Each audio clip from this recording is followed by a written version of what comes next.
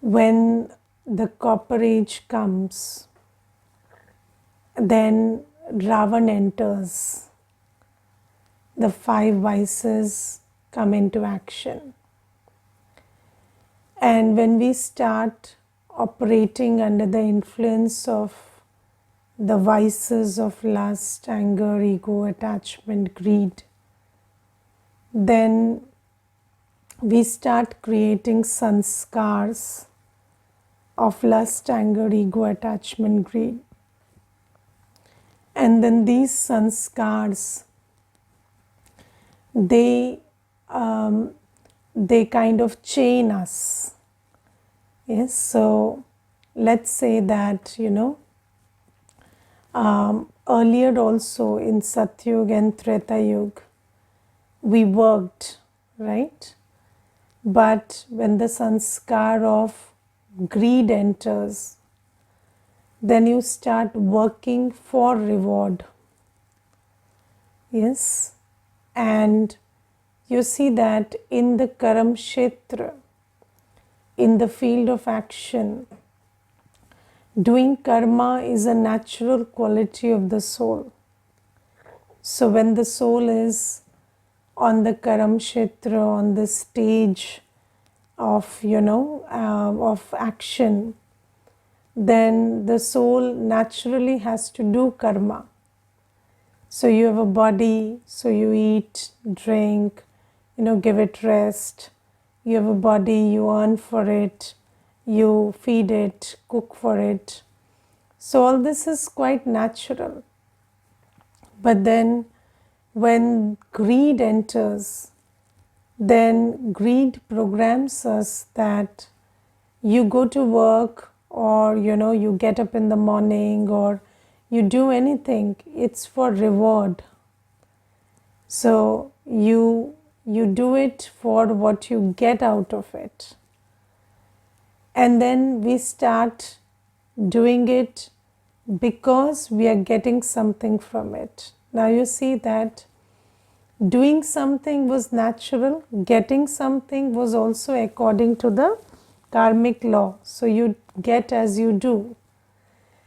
So, but then this programming of greed, it starts, that it magically enters, and then you start thinking that, I do something to get something. And then when you get it, you don't think that, you get it naturally. You think that because I did it, I got it. And then this sanskar we create. And then we carry the burden of this sanskar.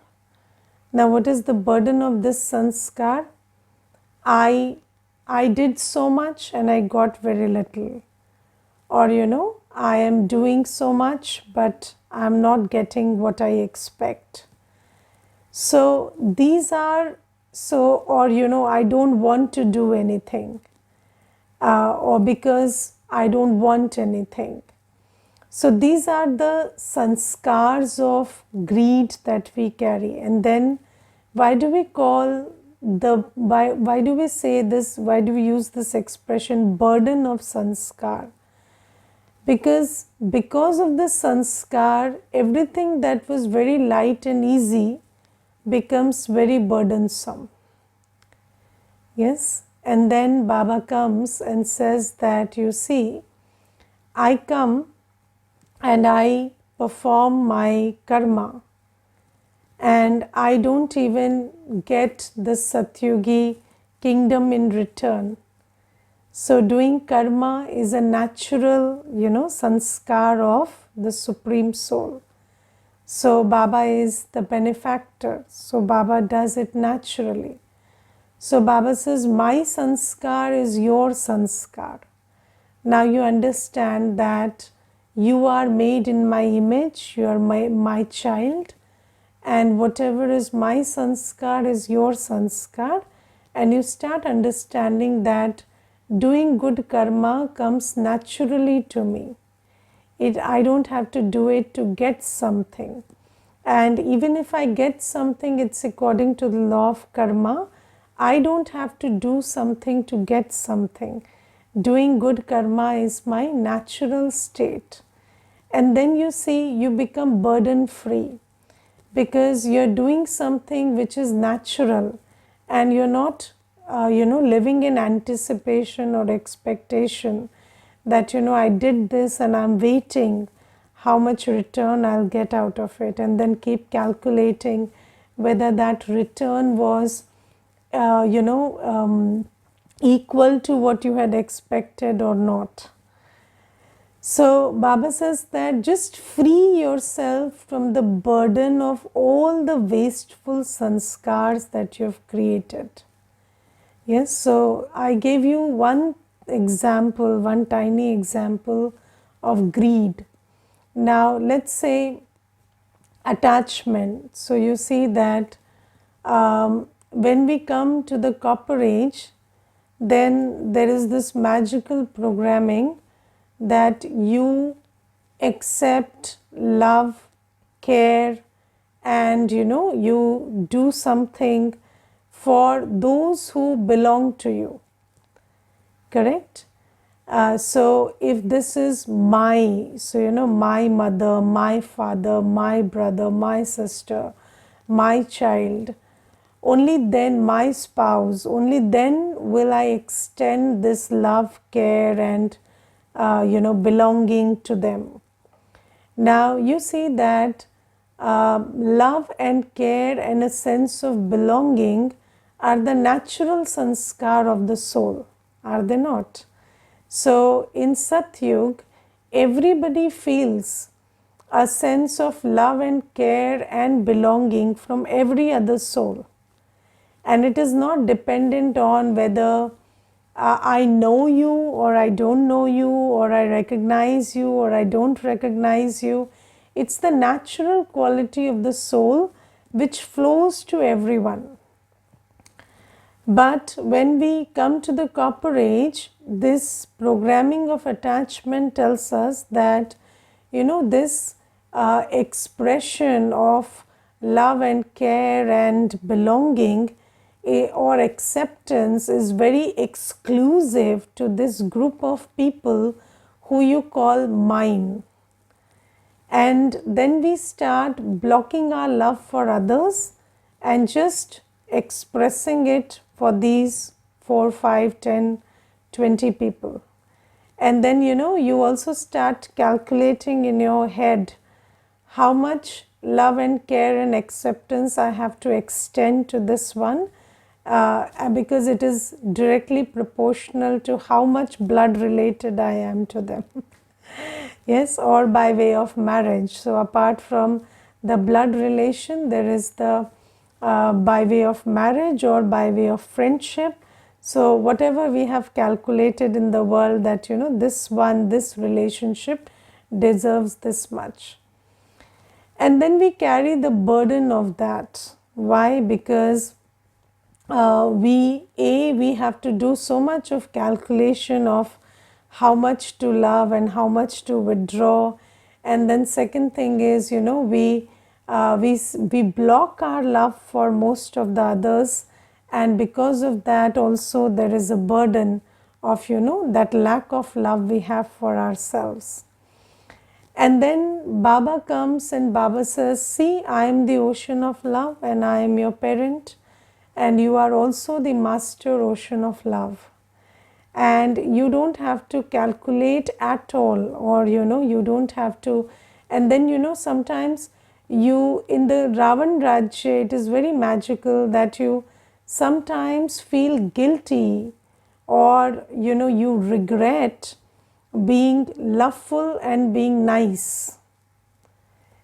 So sometimes we are programmed so interestingly in the Ravan Rajya that suppose you have been nice and loving and caring to someone, and then that someone doesn't do something as you expected them to do.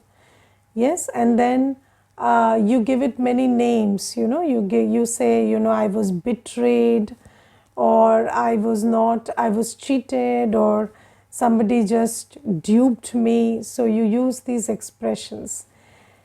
But the fact is, and then you when you come to that place where you interpret that event as somebody betraying you or somebody duping you, then you regret that act of love that you showed. Yes, and you say, I was so nice to this person when they visited. I even offered them water and tea, and I made them, sit down comfortably, and I asked them how they are and how the children are. And see, this person didn't deserve any of this. So you see, you carry so much burden of this programming of Ravan Rajya, and that which comes to you naturally, you also regret that action because of the programming of Ravan. But Baba says that suppose that when you realize that it is your nature, it is your quality to extend love, to extend that feeling of acceptance, belonging, and care to every soul, then you never regret it. Does Baba ever regret those children who leave Baba and go away? Does Baba say, oh, I wasted so much time, 10 years on this fellow and then he left? So Baba never says, I wasted my time, or Baba never says, I was betrayed. I was betrayed by so many from the beginning. I think, if Baba operated like us, he would have a very heavy heart, because children are doing all the time, children are doing everything according to their journey and not according to Baba's teachings. But Baba never says that I was duped and betrayed, and this person, when he came, he said, oh Baba, I found you, I'll never leave you, and now he has left. So I feel very cheated and betrayed. Baba never uses this language. So Baba says, you carry all this burden of, I did this, I have invested, and when you give somebody your time, your attention, your energy, then you look at it like an investment on which you have to get a return.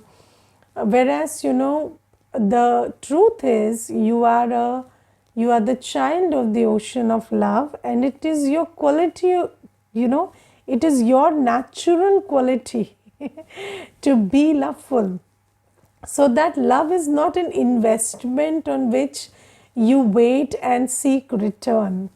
So that love is something that comes naturally to you. And if you just, when Baba comes, we understand how Baba operates, and we start aligning ourselves with Baba's sanskars. And when we start doing that, then all this burden that is created because of our vicious sanskars, that goes away. But how will that go away? First, we have to reprogram ourselves that the sanskars of Ravan that I was carrying is not my sanskar, because in the world, how we define ourselves is, I have this feeling of being insulted, or I feel cheated, feel betrayed, I feel hurt. So, you define yourself like that. I get very attached and then I feel hurt. So, you always say that this is my sanskar.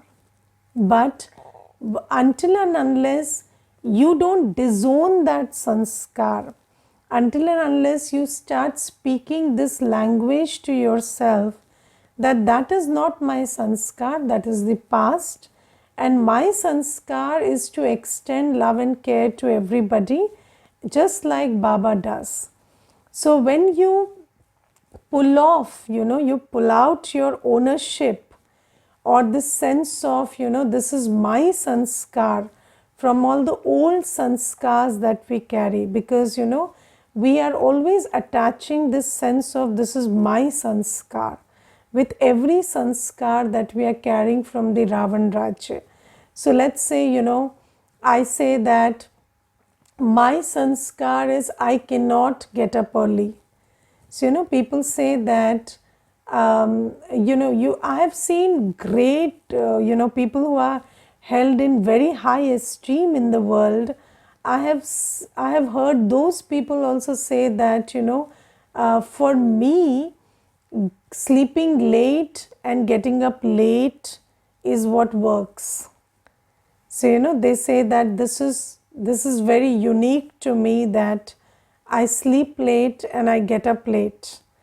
But Baba says it's not like that. You have created that sanskar in Ravan Rajya, and then you've held yourself so closely to it. You say, this works for me, or this is my sanskar, that you start operating with it. And because that is not an accurate sanskar, that is not in alignment with your natural qualities, that is why you keep creating some karmic burden because of it. Because whenever you are away from your natural qualities, you are creating karmic burden because of your sanskars. And Baba says that your natural quality, your natural sanskar is to sleep at the right time, at 10, das to bas, and then get up at Amrit Vela and remember Baba. So Baba says, but when you start saying, no, that may work for thousands of people, but for me, this is my sanskar, then you will carry the burden of that sanskar, and that sanskar will also pull you, because you have attached this sense of my to that sanskar. Or, if you say that I get offended very easily, so I get offended. I don't, certain words or the way people talk, it offends me. Then that is the burden of your sanskar that you carry. If you attach this sense of, this is my sanskar, then the pain, the sorrow, the karmic burden that comes from that sanskar, because it is not a natural quality of the soul to feel offended. But when you say, it is my sanskar to feel offended, maybe 100 people don't, but I feel it. So if you keep telling yourself again and again and again that, this is my sanskar, then all the pain and sorrow that sanskar brings, or all the feelings of discomfort that the sanskar brings, or the karmic burden that the sanskar brings with itself, will stay with you. And Baba says, if you want to shed off that burden, then start speaking this language to yourself first, that this is not my sanskar, that this is Ravan's sanskar, and my sanskar is Baba's sanskar. And Baba never gets offended. Yes, you see, the whole world said that Baba is sarvavyapi, or Baba is in, Baba is in the dirtiest places. But Baba never got offended. So Baba says, it is not my sanskar to get offended, and it is neither your sanskar to get offended, and everybody is welcome to their opinion. So Baba says that just train yourself, practice enough that my sanskar is what is Baba's sanskar, and everything that I had called my sanskar is actually Ravan's property, and I detach from it by stopping the use of the language, this is my sanskar. Okay. And you see, there is another big sanskar. So we know the sanskar of lust, anger, ego, attachment, greed, fear, laziness, all these sanskars we know. But, or, jealousy, or, comparison, criticism. These are not Baba's sanskars, and these are not our sanskars, but we have created these, and then we are carrying the burden of all of that. Now there is another big sanskar, or the root sanskar from which a lot of sanskars emerge. That is the sanskar of I like this and I don't like this. We have this big sanskar of I like this, I dislike this. But that is not Baba's sanskar. Yes? Does Baba ever say, I like this and I don't like this? No, Baba says that, I like every scene of the drama. I like every child. So I like every event. I like every second. So Baba never uses this, Baba never has this sanskar that I like this one and dislike that one, or I like this thing or I dislike that thing. So you see that Baba loves everything in totality. Yes, and then you see we have this sanskar of, so where does it start? It starts with I like apples, I don't like mangoes, or I like blue, I don't like green. So you start saying these things, but until then also it doesn't cause a lot of problems. But then sanskars, they have this interesting method of just increasing themselves, so they don't die, they increase day by day. So then you start, I like this person and I don't like this person. And I like this situation and I don't like this situation. And people say, I don't like summers, I like winters, or I don't like rains. But then do you understand how much burden you carry of this sanskar?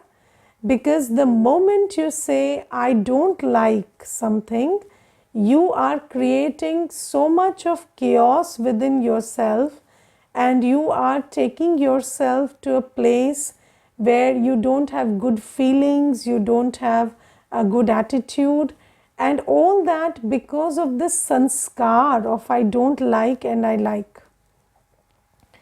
And what is Baba's sanskar? Baba's sanskar is, it is what it is and it is great. So Baba never says that, this is good, this is bad, this is, proper, this is improper. Baba says every second is different from the other. Every soul's sanskar is different from the other, and everything is accurate. So Baba uses this expression accurate. The drama is accurate, everybody's part is accurate. So Baba never uses this language, I like and I don't like. Or, this is good and this is bad, or this is loss and this is gain. So, so Baba uses, this language only for very particular things. Like Baba says that when you now become a yogi, it's for gain. And if you lose this time, if you lose the Sangam Yogi time, if you lose the Sangam Yogi resource, that's loss. So just we have to take that sanskar from Baba and change our vocabulary of gain and loss. And Baba, like and dislike, Baba never says. Baba never says that, yes, sometimes Baba says that I like yogi and jnani children. So then who do you also like? Jnani and yogi children, yes. So, when I remember, there was this one time when somebody said, even with you people, you don't treat everybody equally. So I said, who do we treat more? So he said, those children who come every day and they are very obedient, and you people also love them. So I said, God loves them also. How will I stop myself from doing that? So Baba also says, I like those children who follow Shrimat. I like those children who, who do tapasya and who are yogis, or, who are jnanis and who imbibe knowledge in their actions.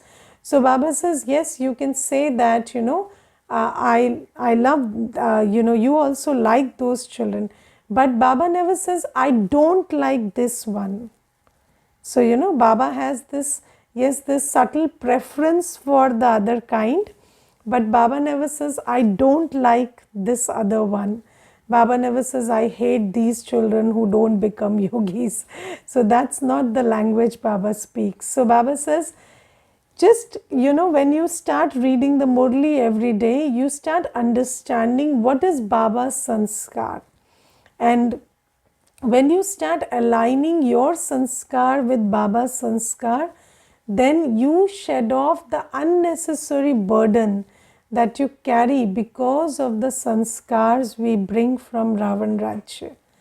So this is something. And then Baba says that if you do that, then you will transition into an angel.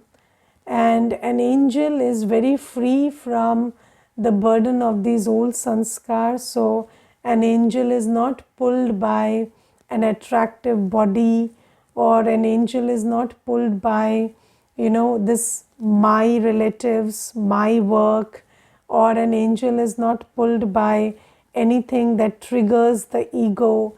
So Baba says, then you also, you will stay detached and flying above in all the situations just like an angel. So this is all about giving your burden to Baba and taking off the burden of our old sanskars and old habits. Now there is another thing. So the Murli. So I just discussed the blessing or the Vardhan, and the Murli is, of course, the Murli has a lot of things for discussion, but we will take just one point. So the thing that Baba is underlining today is that we have to go back home and come to the pure world. Yes, so because you see, there is this things that your qualifications or your activities will be in accordance with your aim. Jaisa lakshya वैसे लक्षण.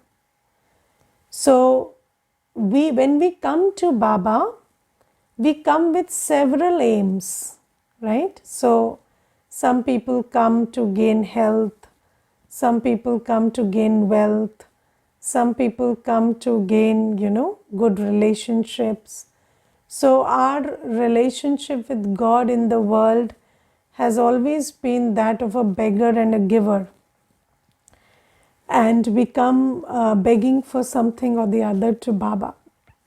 But when we come to Baba, Baba says that now you have to aim to be the instrument of giving the gift of a new world to all the souls. Yes, and Baba says that in this one birth, you have to have the aim that you want to create the sanskars and the world that will bring about the deity kingdom. So Baba says that your aim is to be Lakshmi Narayan. You are not here for any limited aim. And are you in alignment with this, all of you, that we are here to change from humans to deities, or still you have some limited aims for coming to Baba? So if you are not in alignment, then please be in alignment, because without that, this journey makes no sense. Reading the Murli and everything has to be done with that aim. Now Baba says your aim is to, so it is time to go back home, and it is time to go to the new world. and I have given you the knowledge of the drama, whether you like it, not like it, want it, no, don't want it. It is time to go back, and it is time for the new world to come. And if you make the right effort that I am teaching you, then you will go back without punishment. But even if you don't make the effort, go back you will anyway. So Baba says, chahe pyar se, chahe maar se, you have to go. So that is there. And then second thing is, if you make the right effort, you will get a good position in Satyug. If not, you will again come back when the world is sorrowful. But then come back also you have to. You cannot choose whether to come back. You have to go and you have to come back. But if you want to choose to come to a place of happiness, not when the world has descended into a sorrowful world, then make effort, right? And what is the effort? So Baba says, now you have to make the effort to become pure, right? And how do you become pure? So there is this beautiful law that the soul becomes impure by acting under the influence of vices. So how do you become impure? So the soul was pure when the soul came to the stage. And how did it become impure? When the vices entered and you started doing karma according to the dictates of the vices, or you started doing karma motivated by the vices, then those very karma, they started getting you caught up in karmic bondage. Correct? Now Baba says, how do you finish that karmic bondage, or how do you go back to purity? So not by not doing anything, because not doing anything is not a choice in this Karam Kshetra. Yes, can you not do anything? No, that's not possible. Not doing anything is also doing not doing anything, right? So Baba says that now what you do is, instead of doing karma motivated by vices, you start doing karma motivated by my directions. And that will relieve you of the karmic bondage, and that will make you pure. And what are Baba's directions? So some of the directions that Baba gives today, I will just repeat it for you. First direction is, be a trustee in the household. So have this attitude that I am a trustee, and although I live in the household, I take care of everything. Nothing is mine. I take from Baba and I take care of everything like a trustee. Second direction is, don't have love for anyone and anything in the world. Have love for only the loveliest Baba. And what is the sign of love? Remembrance. So Baba says, you live in the world, you serve those who you live with, but have love or have remembrance of only one, Baba. This is the method to be pure. Third thing Baba says is, I don't stop you from spending where you need to spend. So, food, water, clothes, education, you have to spend. But don't have any wasteful expenditure. Because whenever there is wasteful expenditure, that expenditure ties you in karmic bondage. Okay? And then Baba says that use your money to create this hospital cum school. Baba's centers are hospitals cum schools, because in Baba's centers, we learn knowledge and yoga. And Baba says, knowledge is for wealth, knowledge is the source of income, and yoga or meditation or Raj Yoga is for health. So it gives you health for 21 births. You have no disease, no untimely death if you burn your sins in Baba's remembrance in this one birth.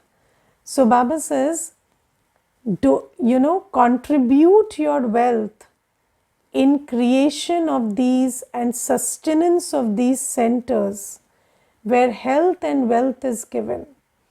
And when you donate health and wealth, so you will get health and wealth for yourself for 21 births. So that is also, freeing you from old karmic bondage and taking you to new karma. So Baba says, do all these things and this will remove you from this position where you are heavily into karmic bondage and take you to a karmatit stage, which is pure and free from karmic burden. And if you have this aim of going back home and coming back to your kingdom, this is what you need to do. Okay, Om Shanti.